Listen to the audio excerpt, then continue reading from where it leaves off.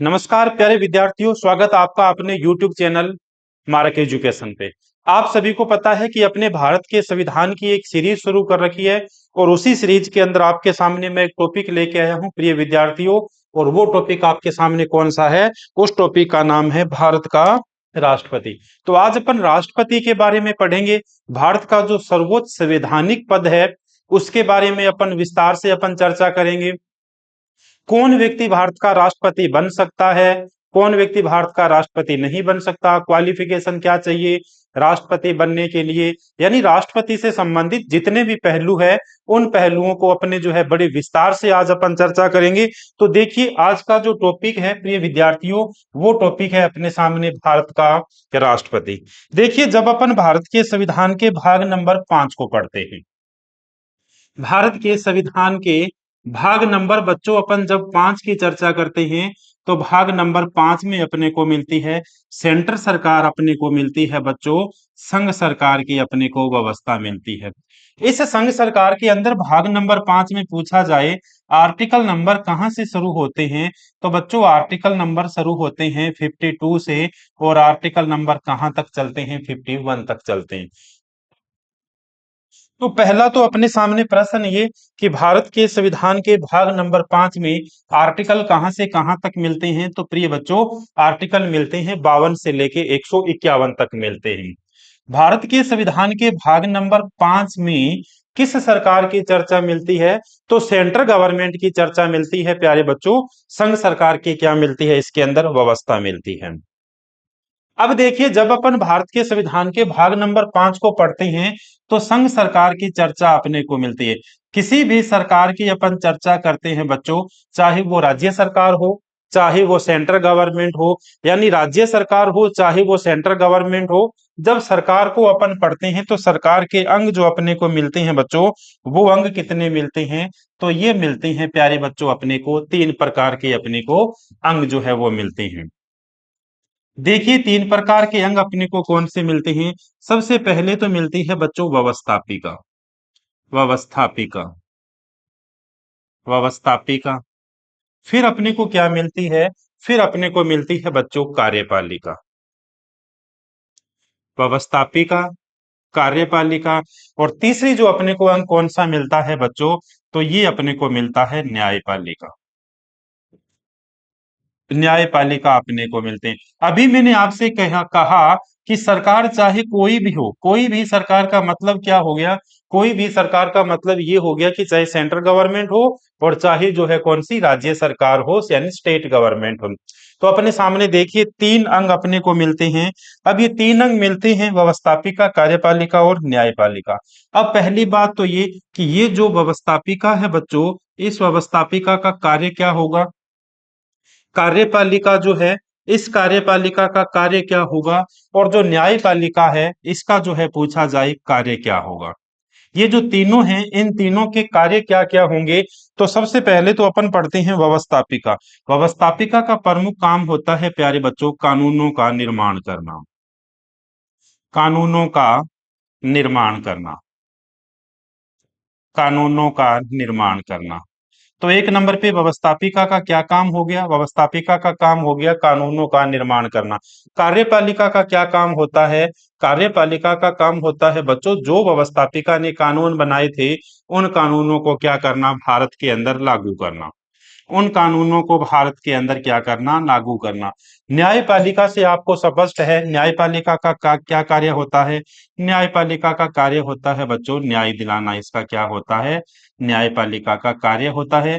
दोषी लोग जो होते हैं उन्हें दंडित करना भी किसका कार्य होता है, न्यायपालिका का कार्य होता है। तो अब देखिए सरकार के अपने सामने 3 अंग हो गए, व्यवस्थापिका, कार्यपालिका और कौन सा हो गया, न्यायपालिका। अब देखिए अपने भारत के संविधान के भाग नंबर 5 के अंदर अपन पढ़ रहे हैं, तो भाग नंबर 5 में अपने को आर्टिकल कहां से कहां तक मिलते हैं, 52 से लेके 151 तक अपने को मिलते हैं। तो सबसे पहले ये जो कार्यपालिका है, इस कार्यपालिका के अंदर अपने को आर्टिकल कहां से कहां तक मिलेंगे प्यारे बच्चों, तो ये आर्टिकल शुरू होंगे, और आर्टिकल शुरू देखिए कहां से होंगे, अनुच्छेद शुरू होंगे प्यारे बच्चों आर्टिकल नंबर 52 से शुरू होंगे और आर्टिकल कहां तक चलेंगे, आर्टिकल नंबर 78 तक चलेंगे। अब 2 नंबर पे व्यवस्थापिका, व्यवस्थापिका से संबंधित आर्टिकल कहां से चलेंगे, अनुच्छेद नंबर कहां से चलेंगे, तो आर्टिकल चलेंगे बच्चों 79 से। यानी देखिए 78 तक तो यहाँ पे हो गए, यहाँ पे 79 से चलेंगे और आर्टिकल कहां तक चलेंगे, 1 2 3 तक चलेंगे, आर्टिकल नंबर 123 तक अपने को मिलेंगे। 3 नंबर पे अपने को मिलती है न्यायपालिका, और न्यायपालिका में पूछा जाए आर्टिकल कहां से कहां तक मिलेंगे, तो प्यारे बच्चों आर्टिकल नंबर जो है ये 124 से अपने को मिलेंगे। और 124 से कहां तक अपने को मिलते हैं प्यारे बच्चों, तो ये अपने को मिलते हैं आर्टिकल नंबर 147 तक मिलते हैं। अब आप ये कहोगे ऊपर तो अपन ने 151 तक लिखे हैं, तो यहाँ पे अपने को एक और पद मिलता है, यहां पर अपने को एक और पद मिलता है, और कौन सा पद मिलता है प्यारे बच्चों, तो वो यहाँ पे पद मिलता है नियंत्रक एवं महालेखा परीक्षक, नियंत्रक एवं महालेखा परीक्षक, नियंत्रक एवं महालेखा परीक्षक जो है वो अपने को मिलता है। और इसमें आर्टिकल कहां से मिलेंगे प्यारे बच्चों, तो आर्टिकल नंबर 148 से चलेंगे और आर्टिकल नंबर 151 तक हो गया। तो अब देखिए अपने सामने बिल्कुल चार्ट जो मैंने आपके सामने बनाया ये बिल्कुल क्लियर हो गया। किस प्रकार क्लियर हो गया, देखिए भारतीय संविधान के भाग नंबर 5 के अंदर आर्टिकल 52 से 151 तक मिलेंगे। तो आर्टिकल नंबर 52 से लेके आर्टिकल नंबर 78 तक तो किसमें हो गए, कार्यपालिका में हो गए। आर्टिकल नंबर प्यारे बच्चों 79 से लेके आर्टिकल नंबर 123 तक कहां पर हो गए, व्यवस्थापिका के अंदर हो गए। और इसके बाद देखिए आर्टिकल नंबर 124 से लेके 147 कहां पे हो गए, न्यायपालिका के अंदर हो गए। और आर्टिकल नंबर 148 से लेके आर्टिकल नंबर 151 तक हो गए। वो कौन से हो गए, वो अपने को हो गए नियंत्रक एवं महालेखा परीक्षक के अंदर जो आर्टिकल अपने को मिले हुए। देखिए आगे, अब देखिए बात ये आती है कि ये जो कार्यपालिका है, इस कार्यपालिका के अंदर अपन कौन कौन से पद पढ़ेंगे प्यारे बच्चों, तो इस कार्यपालिका के अंदर अपन जो पद पढ़ेंगे, तो सबसे पहला तो इसके अंदर अपन पद पढ़ेंगे राष्ट्रपति का। सबसे पहला पद तो प्यारे बच्चों अपन पढ़ेंगे राष्ट्रपति, पढ़ेंगे प्रेसिडेंट पढ़ेंगे। 2 नंबर पे कौन सा पद पढ़ेंगे, तो 2 नंबर पे अपन पढ़ेंगे वाइस प्रेसिडेंट मिलता है अपने को, उपराष्ट्रपति का पद मिलता है। 3 नंबर पे अपने को कौन सा पद यहाँ पे मिलता है, तो ये अपने को मिलता है प्रधानमंत्री का पद। प्रधानमंत्री के बाद अपने को क्या मिलती है प्यारे बच्चों, फिर उसके बाद मिलती है अपने को मंत्री परिषद, काउंसिल ऑफ मिनिस्टर जो है वो अपने को क्या मिलती है, मंत्री परिषद अपने को मिलती है। उसके बाद देखिए अपने को क्या मिलती है, फिर अपने को प्यारे बच्चों मिलता है एक पद महान्यायवादी, महान्यायवादी जिसे अटॉर्नी जनरल भी कहा जाता है। तो ये पद अपने को मिलते हैं कहां पर, सरकार की कार्यपालिका शक्तियों के अंदर। और इन कार्यपालिका शक्तियों में देखिए पहला पद कौन सा था, पहला पद अपने को मिलता है भारत के राष्ट्रपति का, अपने को पहला पद मिलता है। तो आर्टिकल तो देखिए 52 से 78 तक हुए, तो इसका मतलब भारत का राष्ट्रपति कहां से शुरू होगा, किस आर्टिकल से, बच्चों 52 से चलेगा 62 तक जो पद मिलेगा राष्ट्रपति का मिलेगा। उपराष्ट्रपति का पद कहां से कहां तक, 63 से चलेगा बच्चों 71 तक मिलेगा। प्रधानमंत्री में अपने को आर्टिकल नंबर 74 और आर्टिकल नंबर 75 पढ़ना है। मंत्री परिषद जो अपने को मिलती है प्यारे बच्चों, ये भी अपने को आर्टिकल नंबर 74 पढ़ना है। इसके बाद आता है महान्यायवादी का पद, और ये महान्यायवादी का पद अपने को मिलेगा प्यारे बच्चों आर्टिकल नंबर 76 के अंदर अपने को मिलेगा। तो फिर से देखिए ये जो सारे आर्टिकल थे, सारे आर्टिकलों के अंदर 52 से 62 तक राष्ट्रपति हो गया, 63 से 71 तक उपराष्ट्रपति हो गया, 74 से 75 तक प्रधानमंत्री हो गया, आर्टिकल 74 में यही मंत्री परिषद होगी। और ये जो है महान्यायवादी का उल्लेख किसमें मिलता है प्यारे बच्चों, आर्टिकल नंबर 76 के अंदर मिलता है, आर्टिकल नंबर 76 के अंदर मिलता है।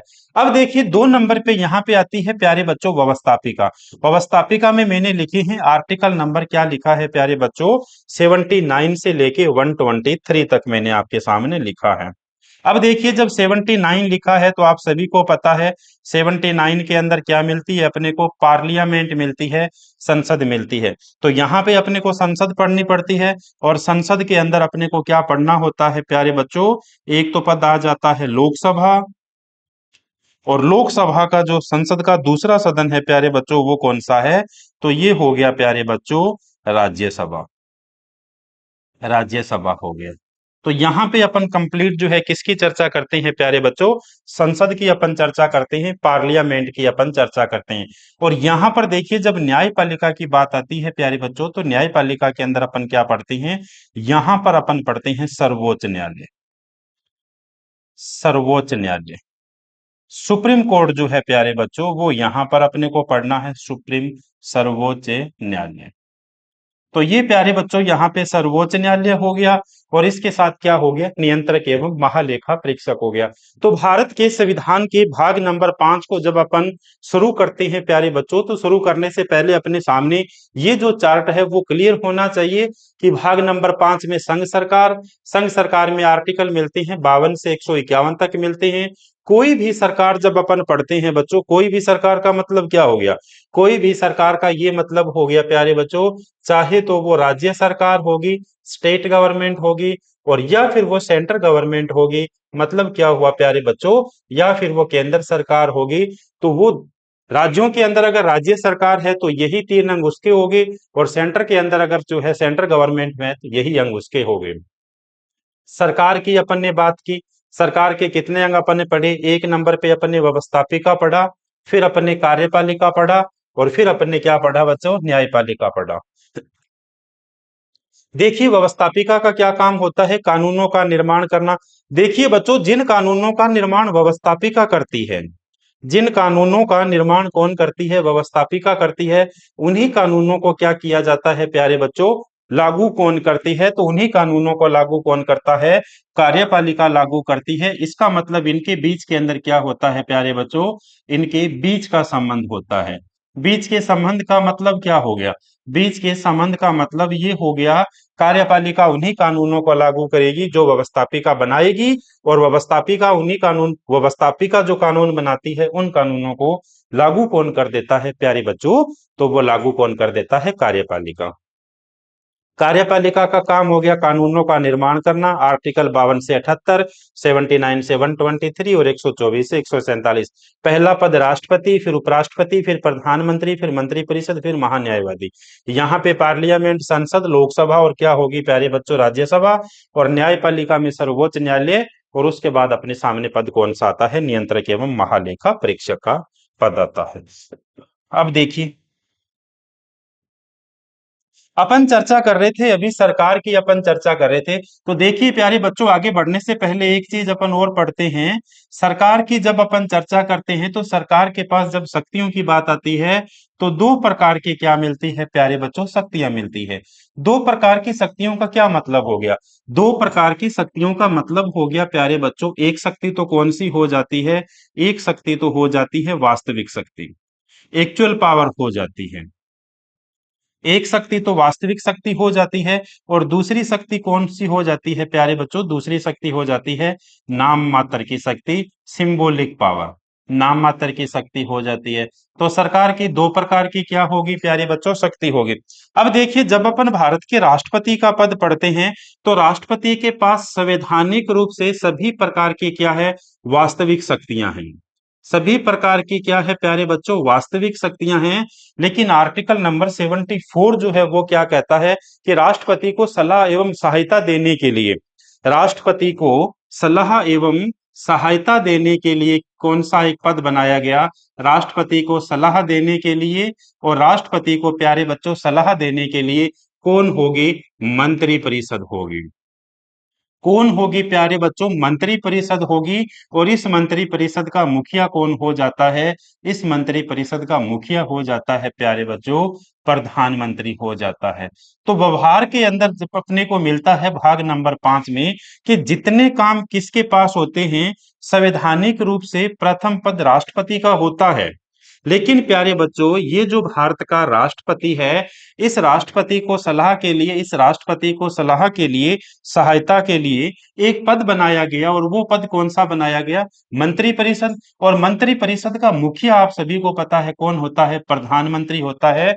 तो अगर मंत्री परिषद का मुखिया प्रधानमंत्री है, तो इसका मतलब भारत की सारी वास्तविक शक्तियां जो है, वो सारी की सारी वास्तविक शक्तियां किसके पास होगी, सारी की सारी वास्तविक शक्तियां जो है वो होगी प्यारे बच्चों, किसके पास, प्रधान मंत्री परिषद के पास, माफ करना, मंत्री परिषद के पास हो गई। और मंत्री परिषद का मुखिया कौन हो जाता है? तो मंत्री परिषद का मुखिया हो जाता है प्रधानमंत्री। तो अब आप ये कहोगे कि अब वास्तविक शक्ति किसके पास हो गई?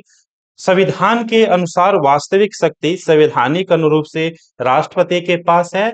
राष्ट्रपति इन शक्तियों का खुद कभी प्रयोग नहीं करता। राष्ट्रपति किसकी सलाह पर? मंत्री परिषद का। और मंत्री परिषद का मुखिया प्रधानमंत्री होता है। तो इसलिए अब वास्तविक शक्तियां प्यारे बच्चों किसके पास हो गई? मंत्री परिषद के पास हो गई। और मंत्री परिषद का मुखिया कौन हो जाता है? प्रधानमंत्री हो जाता है। तो अब जो है वास्तविक शक्ति किसके पास होगी प्यारे बच्चों? वास्तविक शक्ति यहां पर हो गई, मैं लिख रहा हूं, मंत्री परिषद के पास हो गई। और मंत्री परिषद का मुखिया प्यारे बच्चों कौन हो जाता है? मंत्री परिषद का मुखिया हो जाता है प्रधानमंत्री। तो वास्तविक शक्ति अब किसके पास हो गई? प्राइम मिनिस्टर के पास हो गई, प्रधानमंत्री के पास है हो गई। अब ये जो नाम मात्र की शक्तियां हैं, ये नाम मात्र की शक्तियां किसके पास रह गई प्यारे बच्चों? ये नाम मात्र की शक्तियां जो है वो किसके पास रह गई? राष्ट्रपति के पास रह गई। अब देखिए एक और इससे अच्छा प्रश्न पूछा जाता है, समझिए इस चीज को किस प्रकार से पूछा जाता है। प्रश्न में देखिए बच्चों पूछा जाता है कि अमेरिका के राष्ट्रपति की तुलना, अमेरिका के राष्ट्रपति की तुलना, अमेरिका यानी यूनाइटेड स्टेट ऑफ अमेरिका है, इस अमेरिका के राष्ट्रपति की तुलना भारत से अगर किसी से करनी हो, अमेरिका के राष्ट्रपति की तुलना जो है भारत के किसी से करनी हो तो किससे आप करोगे? तो वो करोगे प्यारे बच्चों भारत के प्रधानमंत्री से, भारत के प्रधानमंत्री से। अब आप कहोगे कि भारत के प्रधानमंत्री से क्यों करोगे? क्योंकि प्यारे बच्चों जो स्थिति अमेरिका के अंदर राष्ट्रपति की है, जो स्थिति अमेरिका के अंदर प्रेसिडेंट की है, अमेरिका के राष्ट्रपति की है, वही स्थिति भारत के अंदर किस व्यक्ति की है? तो भारत के अंदर प्यारे बच्चों किसकी है? प्रधानमंत्री की स्थिति है। फिर अपने से पूछा जाए कि अपने को तुलना करनी हो प्यारे बच्चों कि भारत के राष्ट्रपति से तुलना करनी हो, भारत के राष्ट्रपति की अगर प्यारे बच्चों तुलना करनी हो तो भारत के राष्ट्रपति की तुलना अपन किससे करेंगे? तो भारत के राष्ट्रपति की तुलना करनी हो प्यारे बच्चों तो भारत के राष्ट्रपति की तुलना अपन करेंगे ब्रिटेन के राजा या रानी से भाई, ब्रिटेन के राजा या रानी से। क्यों ब्रिटेन के राजा या रानी से करेंगे प्यारे बच्चों? देखिए फिर थोड़ा सा और समझिए इस चीज को। इसका मतलब ये हो गया कि भारत के अंदर वास्तविक शक्ति किसके पास है?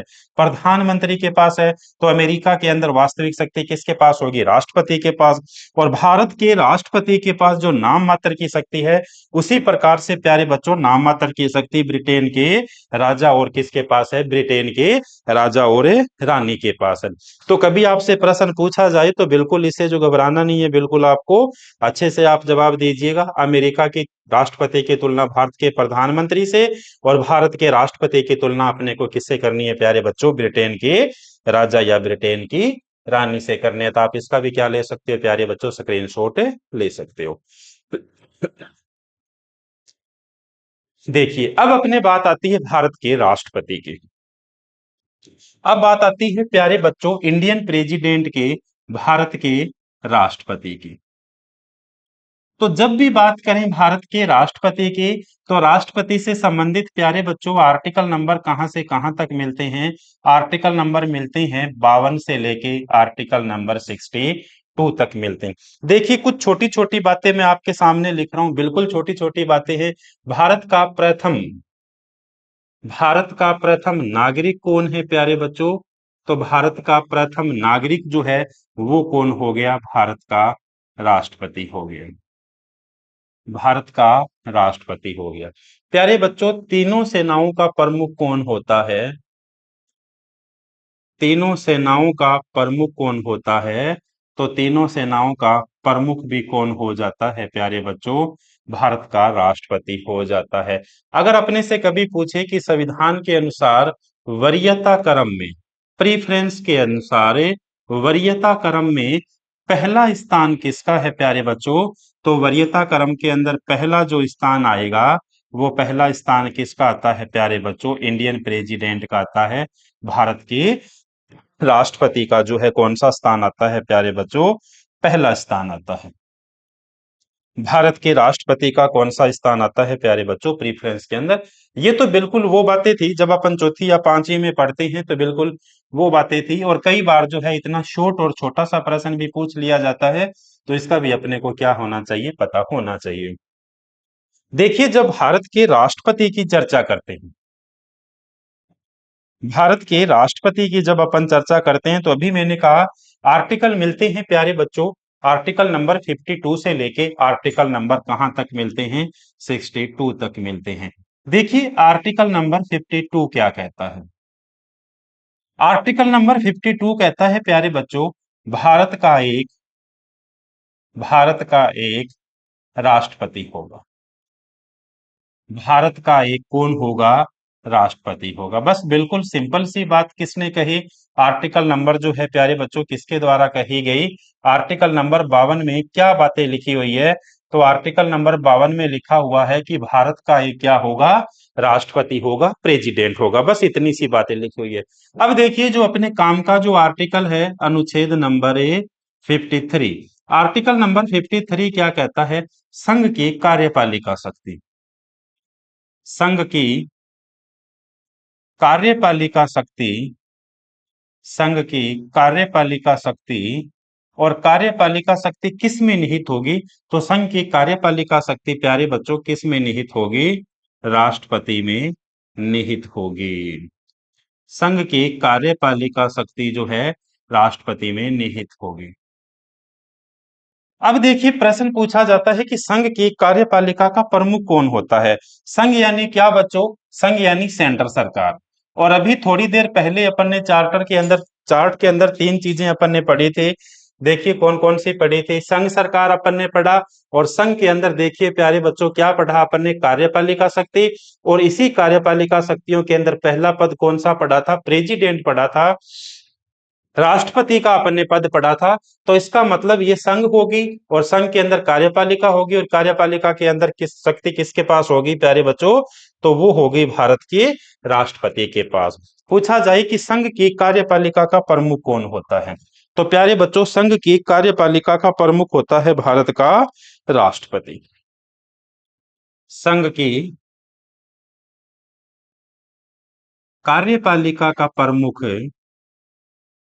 संघ की कार्यपालिका का प्रमुख कौन होगा प्यारे बच्चों, तो संघ की कार्यपालिका का प्रमुख जो होगा वो होगा प्यारे बच्चों, कौन होगा, भारत का राष्ट्रपति होगा, इंडियन प्रेसिडेंट होगा भाई।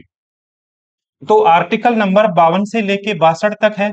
आर्टिकल नंबर 52 भारत का एक राष्ट्रपति होगा। आर्टिकल नंबर 53 संघ की कार्यपालिका जो है राष्ट्रपति में निहित होती, और संघ की कार्यपालिका का प्रमुख कौन हो जाता है प्यारे बच्चों, तो संघ की कार्यपालिका जो है उसका प्रमुख हो जाता है, प्रेसिडेंट हो जाता है, भारत का राष्ट्रपति हो जाता है। अब देखिए जो सबसे महत्वपूर्ण आर्टिकल आता है, आर्टिकल नंबर 54, अनुच्छेद नंबर कौन सा प्यारे बच्चों, आर्टिकल नंबर 54। आर्टिकल नंबर 54 कहता है राष्ट्रपति का निर्वाचन, राष्ट्रपति का निर्वाचन। आर्टिकल नंबर 54 ने कहा राष्ट्रपति का निर्वाचन, यानी राष्ट्रपति का जो चुनाव करवाया जाएगा प्यारे बच्चों, वो राष्ट्रपति का चुनाव की विधि क्या होगी, राष्ट्रपति के चुनाव में कौन कौन लोग हिस्सा लेंगे, यानी राष्ट्रपति को जो है राष्ट्रपति चुनने के लिए जो मतदान करते हैं वो कौन कौन लोग होंगे, उसकी चर्चा अपने को मिलती है आर्टिकल नंबर 54 के अंदर मिलती है, आर्टिकल नंबर 54 में मिलती है। अब देखिए जब भारत के राष्ट्रपति का निर्वाचन होता है प्यारे बच्चों, तो भारत के राष्ट्रपति के निर्वाचन के अंदर संविधान सभा में बोलते हुए डॉक्टर B.R. अम्बेडकर ने कहा था कि भारत के राष्ट्रपति का जो पद है ये देश का संवैधानिक प्रथम पद है, और जब प्रथम पद है तो इसके अंदर जो राज्यों को उतनी ही जो है भागीदारी होनी चाहिए, जितनी भागीदारी किसकी होनी चाहिए, सेंट्रल सरकार की होनी चाहिए, उतनी ही भागीदारी किसकी होनी चाहिए, राज्यों की भी उतनी ही भागीदारी होनी चाहिए। तो सेंटर के अंदर देखिए कौन बैठा हुआ है, सेंटर के अंदर देखिए प्यारे बच्चों कौन बैठा हुआ है, तो सेंटर के अंदर अपने को मिलती है प्यारे बच्चों संसद मिलती है। और ये जो संसद मिलती है, इस संसद के अंदर चलो कोई बात नहीं, देखिए यहाँ पे समझते हैं इस चीज को थोड़ा सा। देखिए कौन कौन लोग शामिल होते हैं राष्ट्रपति के चुनाव के अंदर। सेंट्रल सरकार में देखिए प्यारे बच्चों अपने को पार्लियामेंट मिलती है, संसद मिलती है। संसद के सदनों की अपने से पूछा जाए तो संसद के अपने को दो सदन मिलते हैं। एक सदन मिलता है प्यारे बच्चों लोकसभा, और एक सदन अपने को कौन सा मिलता है प्यारे बच्चों, राज्यसभा मिलता है। ये जो लोकसभा है, इस लोकसभा के अंदर अपने को कितनी सीटें अपने को मिलती है, तो प्यारे बच्चों 545 सीटें मिलती है। इन 500 में से 45 में से 543 का तो निर्वाचन होता है, और दो लोगों के द्वारा भारत के राष्ट्रपति के द्वारा इन्हें चुना जाता था, और वर्तमान में इसे क्या कर दिया प्यारे बच्चों, हटा दिया। इसी प्रकार से जब अपन राज्यसभा को पढ़ते हैं, तो इस राज्यसभा के अंदर भी प्यारे बच्चों अपने को कितनी सीटें मिलती है, 245 सीटें मिलती है।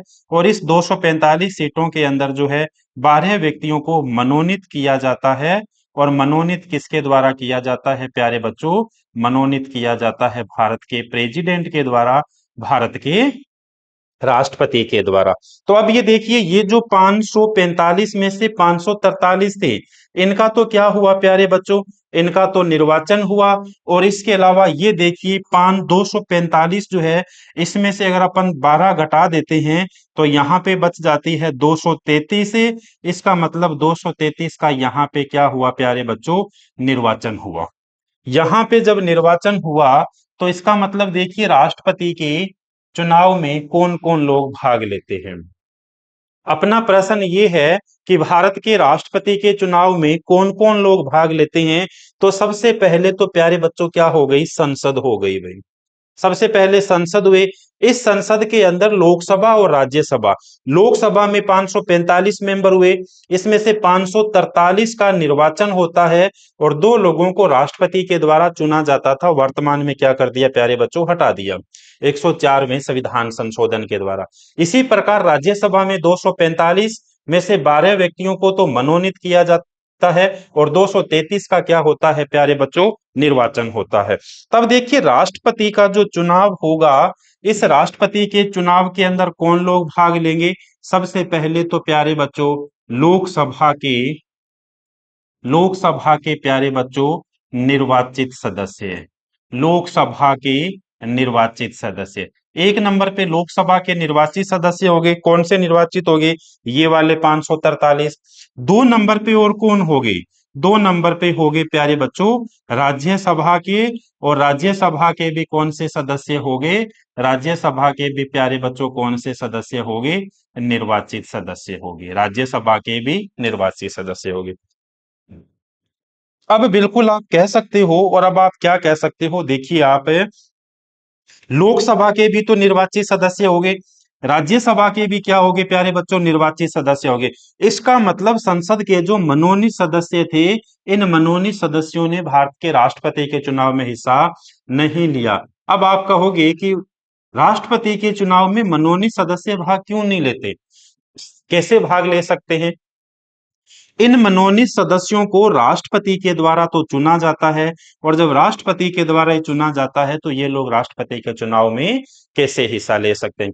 तो ये जो दो लाइनें हैं, इन दो लाइनों को अगर मैं आपसे एक लाइन के अंदर कहूं और एक लाइन में कहूं, तो मैं ये कहूं आपसे कि संसद के निर्वाचित सदस्य राष्ट्रपति के चुनाव में क्या लेते हैं प्यारे बच्चों, हिस्सा लेते हैं।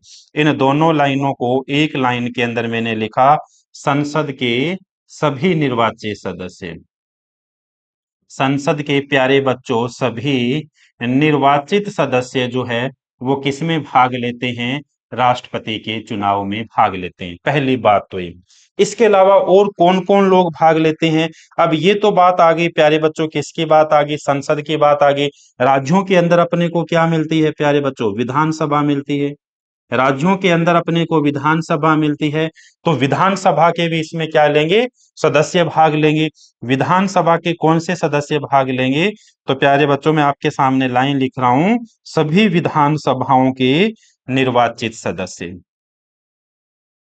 सभी विधानसभाओं के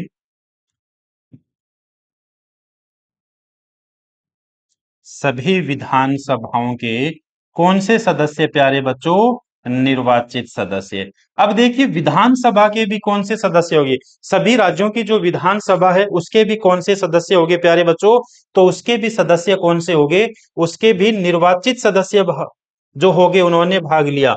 यहां पर भी मनोनीत सदस्यों ने भाग नहीं लिया। क्यों नहीं लिया प्यारे बच्चों, राज्यों के अंदर अगर कोई व्यक्ति मनोनीत करता है तो वो कौन करता है, राज्यपाल करता है। और खुद राज्यपाल को कौन नियुक्त कर रहा है प्यारे बच्चों, खुद राज्यपाल को जो नियुक्त कर रहा है वो कर रहा है प्यारे बच्चों भारत का राष्ट्रपति कर रहा है। तो खुद जो है इन्हें राष्ट्रपति निर्वाचित कर रहा है। तो इसका मतलब ना तो संसद के सभी मनोनीत सदस्यों ने भाग लिया और ना जो है प्यारे बच्चों सभी विधानसभाओं की जो सभी विधानसभाएं थी उनके जो है मनोनीत सदस्यों ने भाग लिया। तो इसके अलावा और देखिए कौन लोग भाग लेते हैं, इसके अलावा प्यारे बच्चों भाग लेते हैं दिल्ली एवं पुडुचेरी। इसके अलावा प्यारे बच्चों और कौन लोग भाग लेते हैं, तो दिल्ली एवं पुडुचेरी, दिल्ली एवं पुडुचेरी विधानसभा के कौन से सदस्य, तो दिल्ली एवं पुडुचेरी विधानसभा के प्यारे बच्चों कौन से सदस्य, निर्वाचित सदस्य। कौन से सदस्य प्यारे बच्चों, निर्वाचित सदस्यों ने क्या लिया, भाग लिया। तो ये जो है राष्ट्रपति का निर्वाचक मंडल है प्यारे बच्चों, अपना था आर्टिकल नंबर 54 राष्ट्रपति का निर्वाचन, कि राष्ट्रपति का अगर चुनाव होगा तो राष्ट्रपति का चुनाव होता है प्यारे बच्चों एक इलेक्ट्रो कोलेजियम के द्वारा, एक निर्वाचक मंडल के द्वारा, एक इलेक्ट्रो कोलेजियम या मैं आपसे कहूं एक निर्वाचक मंडल के द्वारा भारत के राष्ट्रपति का चुनाव करवाया जाता है। अब इस इलेक्ट्रो कोलेजियम के अंदर कौन कौन लोग भाग लेते हैं, तो ये लेते हैं लोकसभा के निर्वाचित सदस्य, राज्यसभा के निर्वाचित सदस्य, इसका मतलब संसद के सभी निर्वाचित सदस्य हो गए, और सभी राज्यों की विधानसभाओं के निर्वाचित सदस्य, और दिल्ली एवं पुडुचेरी विधानसभा के कौन से सदस्य प्यारे बच्चों, तो वो हो गए निर्वाचित सदस्य। और इन्हें कब शामिल किया गया था दिल्ली एवं पुडुचेरी को, राष्ट्रपति के चुनाव में हिस्सा लेने के लिए प्यारे बच्चों, तो 70वें संविधान संशोधन के द्वारा जो है इन्हें शामिल किया गया था। मेरे हिसाब से आपको समझ आया होगा, जितना आपको कॉम्प्लेक्स लगती है ये चीजें है नहीं, फिर भी देखिए एक लाइन के अंदर मैं आपको और शॉर्ट करता हूं इस चीज को, आपको ये लगे कि यार बहुत सारी लाइनें हमें समझ नहीं आ रही। देखिए सेंटर सरकार में कौन बैठा हुआ है, संसद बैठी हुई है, संसद के सभी निर्वाचित सदस्य, बस अपने सामने एक ही लाइन आ गई। राज्यों के अंदर कौन बैठी हुई है, विधानसभा बैठी हुई है, तो सभी विधानसभाओं के कौन से सदस्य हो गए, निर्वाचित सदस्य हो गए। और तीसरी लाइन के अंदर कौन हो गए प्यारे बच्चों, तीसरी लाइन के अंदर हो गए दिल्ली एवं पुडुचेरी विधानसभा के निर्वाचित सदस्य। तो आप इसका भी क्या ले सकते हो प्यारे बच्चों, आप इसका भी जो है स्क्रीनशॉट ले लीजिए।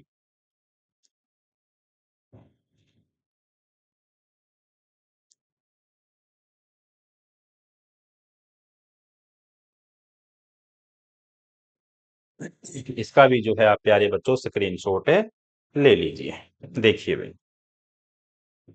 अब देखिए जो राष्ट्रपति का चुनाव होता है इससे संबंधित छोटी छोटी कुछ बातें हैं, वो छोटी छोटी बातें मैं वैसे ही आपको समझा रहा हूं कि राष्ट्रपति का जो निर्वाचन होता है, राष्ट्रपति का जो निर्वाचन होता है, इस राष्ट्रपति के निर्वाचन के अंदर प्यारे बच्चों ईवीएम का प्रयोग नहीं किया जाता, इसमें ईवीएम का प्रयोग नहीं किया जाता, ईवीएम का प्रयोग नहीं किया जाता, पहली बात तो ये। दूसरी बात जो है राष्ट्रपति का चुनाव जो है प्यारे बच्चों ये वरीयता क्रम के अनुसार होता है, प्रेफरेंस के अनुसार होता है, वरीयता क्रम के अंदर होता है। इसके अलावा और क्या हो गया प्यारे बच्चों, राष्ट्रपति का जो चुनाव है इस चुनाव के अंदर जो है दूसरी बात ये होगी कि मत पत्रों का प्रयोग किया जाता है, इसमें प्यारे बच्चों किसका प्रयोग किया जाता है, मत पत्रों का प्रयोग किया जाता है, मत पत्रों का प्रयोग किया जाता है।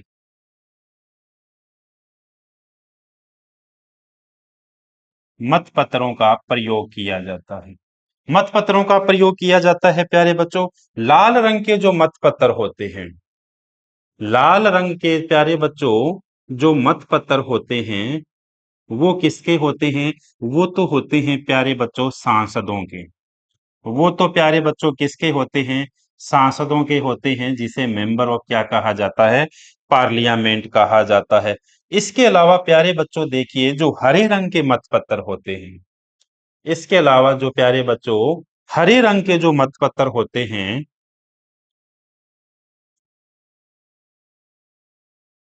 हरे रंग के जो मतपत्र होते हैं, ये किसके होते हैं प्यारे बच्चों? तो हरे रंग के मतपत्र होते हैं विधायकों के।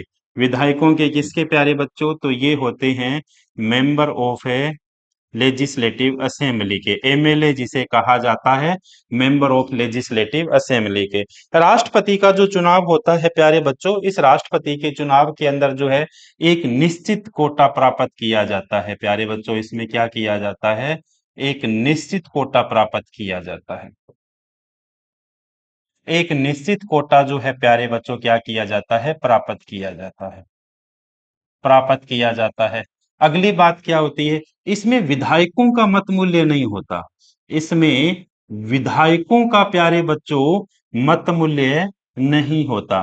जब विधायकों का मत मूल्य नहीं होता प्यारे बच्चों, तो इसके अंदर क्या होता है प्यारे बच्चे? विधायकों का जो मत मूल्य होता है वो इसके अंदर निकाला जाता है। वो देखिए किस प्रकार निकाला जाता है, या फिर सबसे पहले पूछा जाए कि एक विधायक का मत मूल्य क्या होगा, तो प्यारे बच्चों सभी राज्यों के विधायकों के मत मूल्य क्या होते हैं? अलग अलग होते हैं।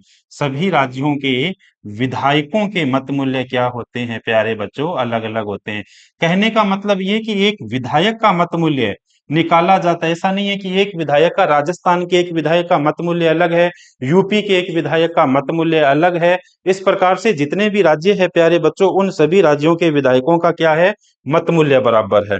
अब देखिए मत मूल्य सभी का बराबर है, तो कभी एग्जाम में से ये भी पूछा जा सकता है कि सबसे ज्यादा जो है मत मूल्य किस राज्य के विधायक का है?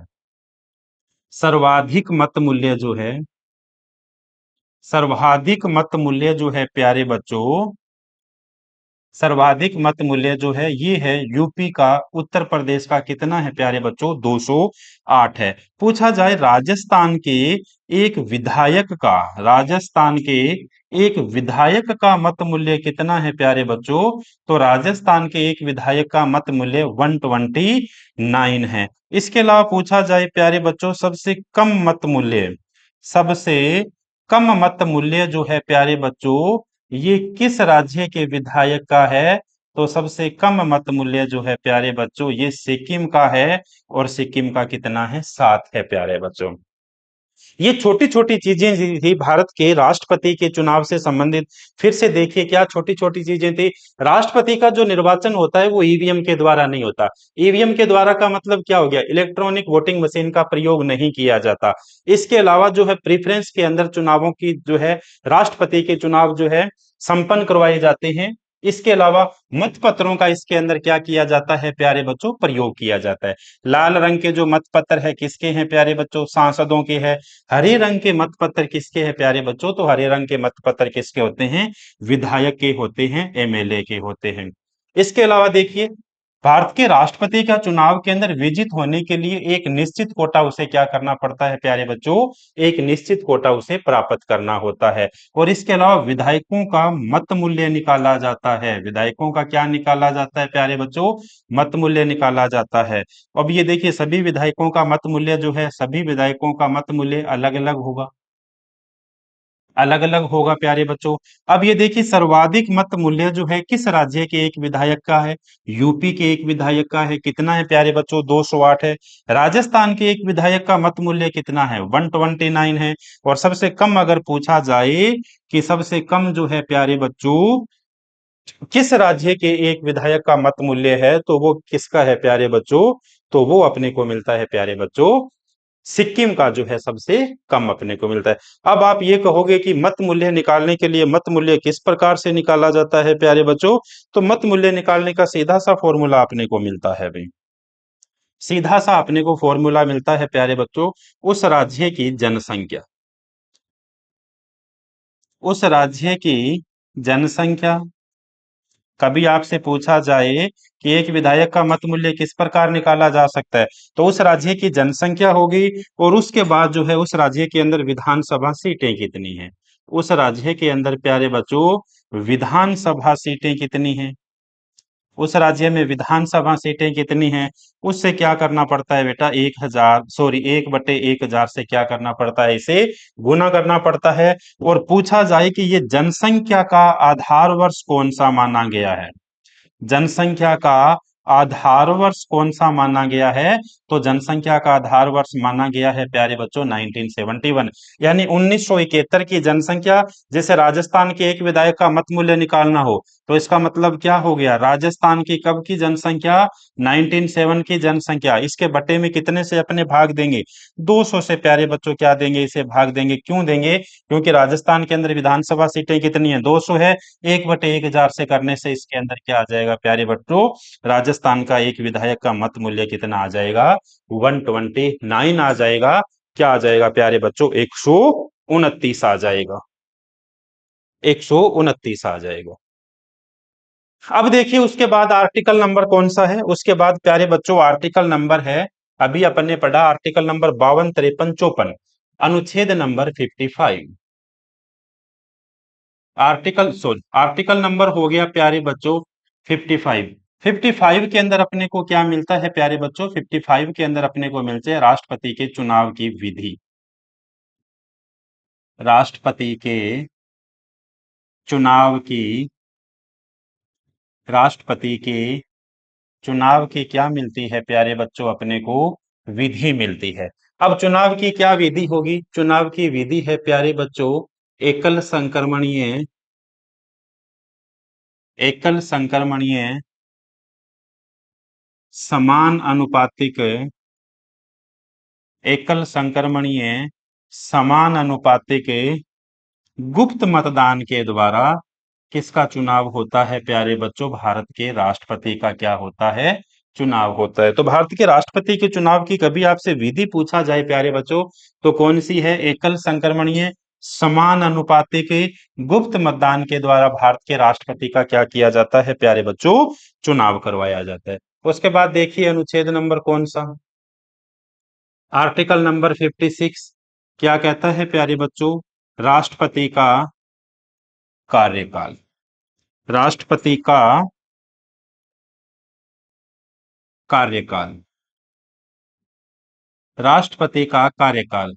भारत के राष्ट्रपति के कार्यकाल की बात करें तो प्यारे बच्चों भारत के राष्ट्रपति का कार्यकाल कितना होता है, भारत के राष्ट्रपति का कार्यकाल होता है प्यारे बच्चों सामान्यतः 5 वर्ष भारत के राष्ट्रपति का कार्यकाल होता है। अब आप कहोगे 5 वर्ष से पूर्व भी हटाया जा सकता है क्या, बिल्कुल 5 साल से पहले भी है जो है प्यारे बच्चों राष्ट्रपति को हटाया जा सकता है।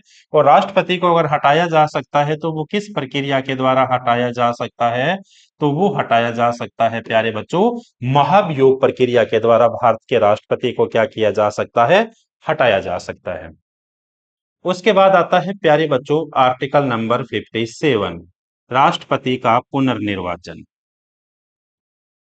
राष्ट्रपति का पुनर्निर्वाचन। पुनर्निर्वाचन का मतलब क्या हो गया प्यारे बच्चों, पुनर्निर्वाचन का मतलब ये हो गया कि एक व्यक्ति भारत के अंदर कितनी बार राष्ट्रपति बन सकता है, तो एक व्यक्ति भारत के अंदर जो है प्यारे बच्चों एक से अधिक बार क्या बन सकता है, भारत का राष्ट्रपति बन सकता है, एक से अधिक बार जो है क्या बन सकता है प्यारे बच्चों, भारत का राष्ट्रपति बन सकता है भाई। ये कौन सा आर्टिकल ये बात कहता है, आर्टिकल नंबर 57 ये बात कहता है। आर्टिकल नंबर प्यारे बच्चों 58, आर्टिकल नंबर 58 राष्ट्रपति की योग्यताएं, क्वालिफिकेशंस ऑफ इंडियन प्रेसिडेंट, राष्ट्रपति की योग्यताएं। राष्ट्रपति की योग्यताएं प्यारे बच्चों कौन कौन सी राष्ट्रपति की योग्यताएं हैं, तो देखिए भारत के राष्ट्रपति की योग्यता, वह भारत का क्या होना चाहिए, वह भारत का नागरिक होना चाहिए, वह भारत का नागरिक होना चाहिए, 35 वर्ष की आयु पूरी कर चुका हो, 35 वर्ष की आयु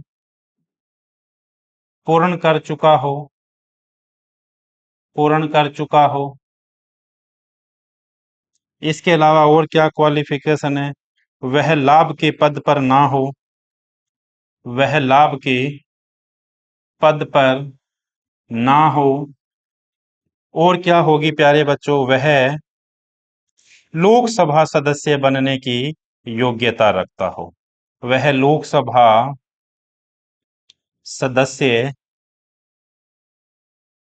बनने की योग्यता रखता हो।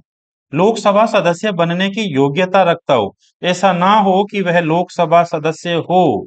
लोकसभा सदस्य प्यारे बच्चों बनने की क्या रखना चाहिए, योग्यता रखना चाहिए। देखिए आर्टिकल नंबर 58 क्या कहता है, राष्ट्रपति के लिए क्वालिफिकेशन, वह भारत का नागरिक होना चाहिए, 35 वर्ष की आयु पूरी कर चुका होना चाहिए। एसएससी में प्रश्न पूछा जाता है भारत के राष्ट्रपति के चुनाव के लिए उसकी कितने वर्ष आयु होनी चाहिए, 35 वर्ष आयु होनी चाहिए। वह लाभ के पद पर नहीं होना चाहिए। लाभ का पद कौन सा होता है प्यारे बच्चों, जिस पद को धारण करने के बदले में सरकार के साथ आप प्रत्यक्ष या अप्रत्यक्ष रूप से जुड़े हो, वो पद कौन सा होता है, लाभ का पद होता है। जिस पद को धारण करने के बदले आपको सैलरी मिलती हो, तनख्वाह मिलती हो, भत्ते मिलते हो, वो पद भी किसके अंदर आते हैं प्यारे बच्चों, लाभ के पद के दायरे के अंदर आते हैं। लेकिन इंडियन कॉन्स्टिट्यूशन में कहीं पर भी नहीं लिखा हुआ कि ये लाभ के पद है, लेकिन जरूर लिखा हुआ मिलता है कि ये पद लाभ के दायरे में नहीं आते। वो कौन कौन से पद है, भारत का राष्ट्रपति, उसके बाद में प्यारे बच्चों भारत का उपराष्ट्रपति, और भारत के उपराष्ट्रपति के बाद सभी राज्यों के क्या हो गए प्यारे बच्चों, राज्यपाल हो गए। और केंद्र एवं राज्य का कोई भी अगर मंत्री है तो वो भी किसके अंदर नहीं आता, लाभ के पद के दायरे के अंदर नहीं आता। मतलब क्या हुआ इस बात का, मतलब ये हो गया कि भारत का राष्ट्रपति, उपराष्ट्रपति और राज्यपाल ये जो है अपने पद पर रहते हुए भी भारत के राष्ट्रपति का चुनाव लड़ सकते हैं। और अगर ये जीत जाते हैं तो ये क्या कर सकते हैं, उस पद से अपना इस्तीफा दे सकते हैं, और राष्ट्रपति के पद को ये क्या कर सकते हैं, वहां पे अपनी शपथ ले सकते हैं।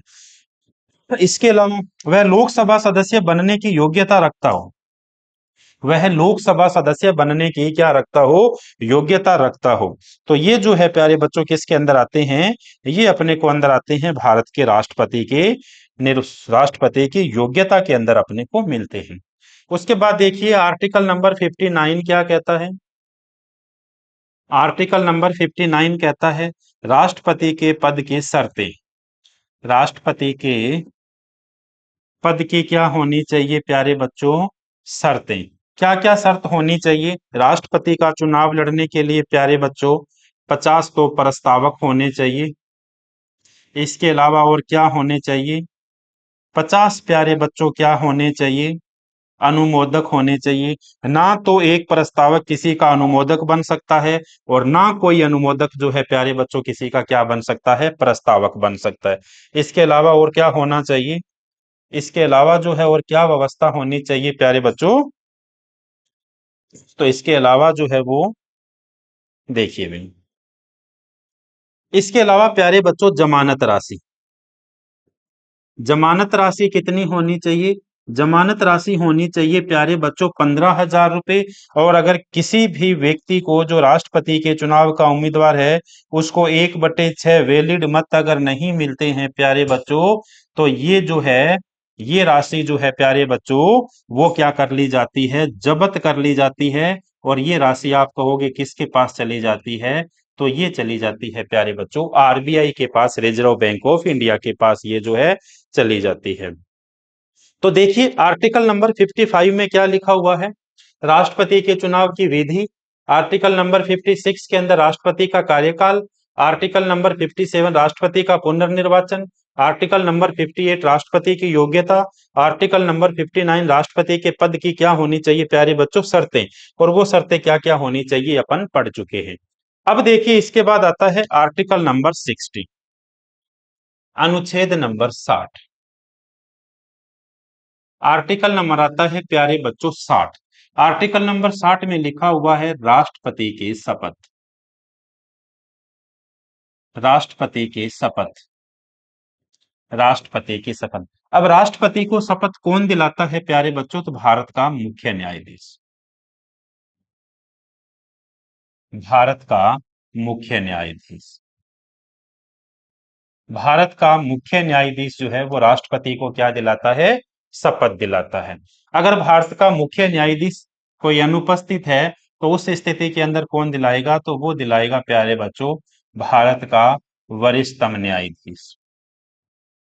वरिष्ठतम न्यायाधीश जो है वो उसे इस पद की क्या दिला देगा, शपथ दिला देगा।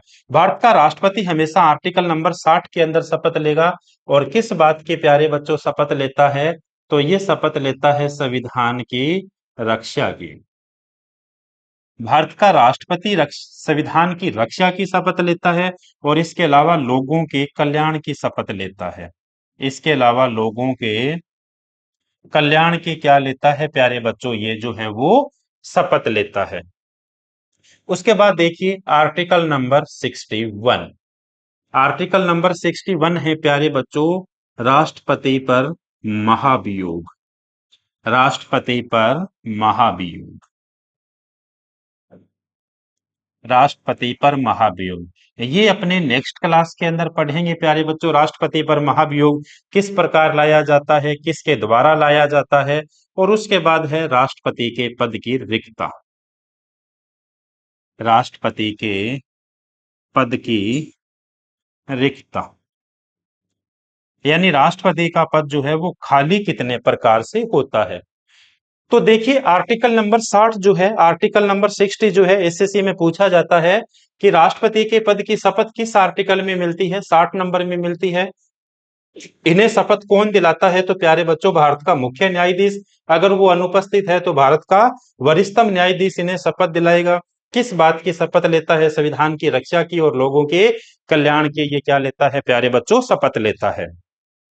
आर्टिकल नंबर 61 राष्ट्रपति पर महाभियोग। इम्पीचमेंट राष्ट्रपति पर कौन लगाता है, किस पर लगाता है, क्या प्रक्रिया रहती है, ये संविधान की अर्ध न्यायिक प्रक्रिया क्यों कहलाती है, ये नेक्स्ट अपन वीडियो में पढ़ेंगे।